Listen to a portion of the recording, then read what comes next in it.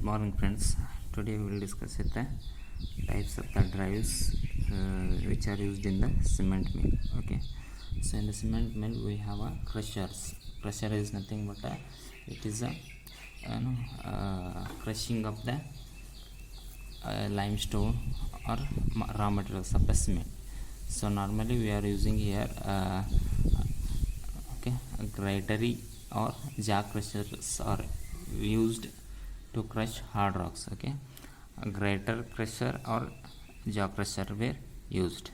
Okay, so in this for grater crushers high starting torque is required. Okay, so to reduce the possibility of having a remove of rock partially from the crushers upon subsequent starting. Okay, so that's why we need a high starting torque. Okay, so for high starting we are going to use this wound rotor induction motor or synchronous motor. So for greater crushers we are using induction motor or synchronous motor, so due to high starting torque. Okay, so for small crushers, small greater crushers, we are using squirrel cage induction motor. Okay, so similarly for jaw crushers, okay, so motor we are used should have a pull out torque of 250%. Okay, so and jaw crushers are usually driven by belted wound rotor induction motor or squirrel cage induction motor also used. Okay, so for jaw crushers and roll crusher is nothing but rolling of the crushers raw materials. Okay, so that materials we are using a wound rotor. Okay, so for this also we are using a wound rotor induction motor. And for hammer mills in the hammer mills the motor used should have a minimum pull out torque. Okay, so hammer mills are usually driven by induction motor. Okay, so here also we are using a wound rotor induction motor. Okay, so in the hammer mills. Okay, so in the crushers we are dividing the parts into 4 sub parts. First one is a grater crushers and jaw crushers, roll crushers and hammer mills. So for in these 4 parts we are using different types of the motors. Okay, so next one is after crushers we have conveyors nothing but so these conveyors are used to carry the raw materials or crushed crushed materials into next part, so that is called as conveyor. Okay, so these are started with a full load, so high starting is required. So conveyor is nothing but to carry the load. Okay, to carry the crushers to one part from one part to other parts. That's why, so it should be starting under load condition. That's why we need high starting torque. So for high starting torque we are using squirrel cage induction motor. Okay, for conveyor. Okay, and next one is grinding mills. Okay, so see the grinding mills we have divided into 2 parts. So one is a raw grinding and another one is a finished grinding. So raw grinding mills means, so these were preliminary grinding mills. Okay, so which precedes the fine grinding to mills. Okay, so in the both raw materials and clinkers reductions, here we are reducing or we are removing unwanted materials. So the here raw materials, unwanted materials of clinkers or limestone or clay. Okay, so again in the finish grinding, so here in the finish grinding soft removing of unwanted materials will be taking place. Okay, so here for both, since more than 2/3 of the total power should be consumed in the manufacture of cement is usually in the grinding. So most part of the power supply will be used for this grinding mill. That's why, so we need to we need the supply in such a way that high power factor and efficiency are the important factor.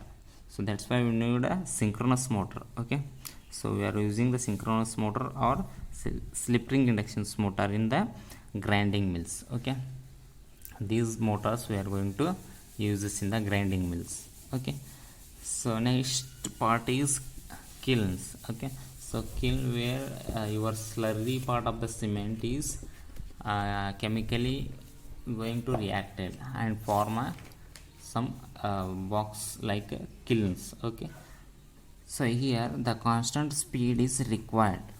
Okay, so here in the kilns the capacity and speed of the rotation of kilns and consequently horsepower requirement of motor varies according to the materials being burned. However, the trend is towards long kilns to obtain a greater economy. Dry process kilns may be as short as 45 meters in length, but in the wet process length of kiln may be from 90 to 180 meters.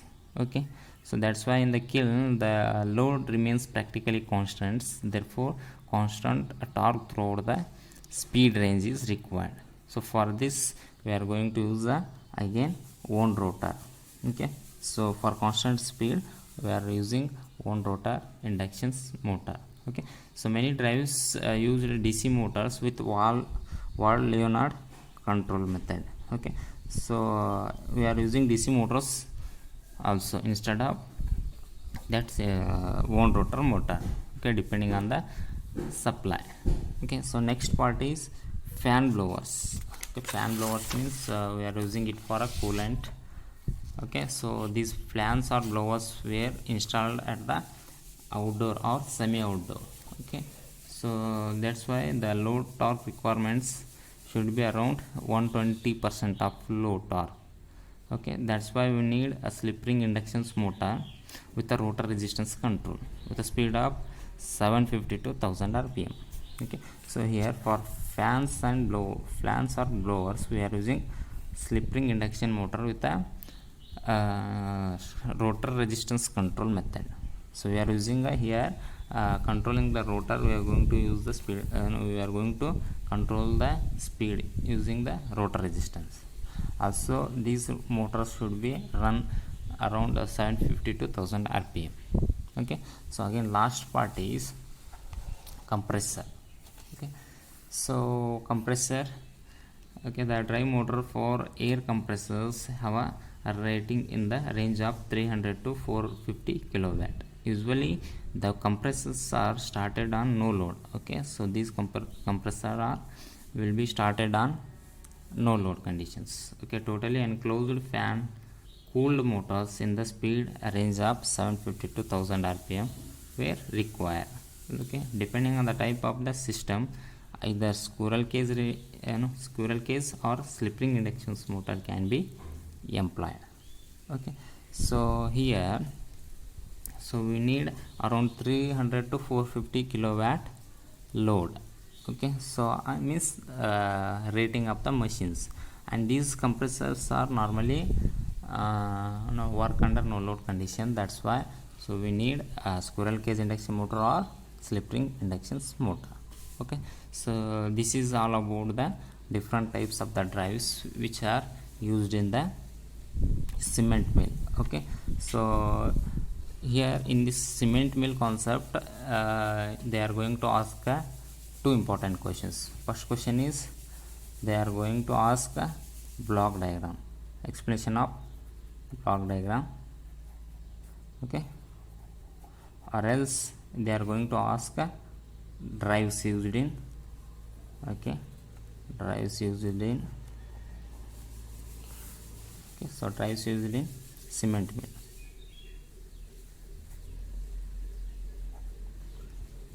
Okay, so only two questions they are going to ask, so for 10 marks. Okay, so either they can ask block diagram explanations or they ask drives used in the cement mill.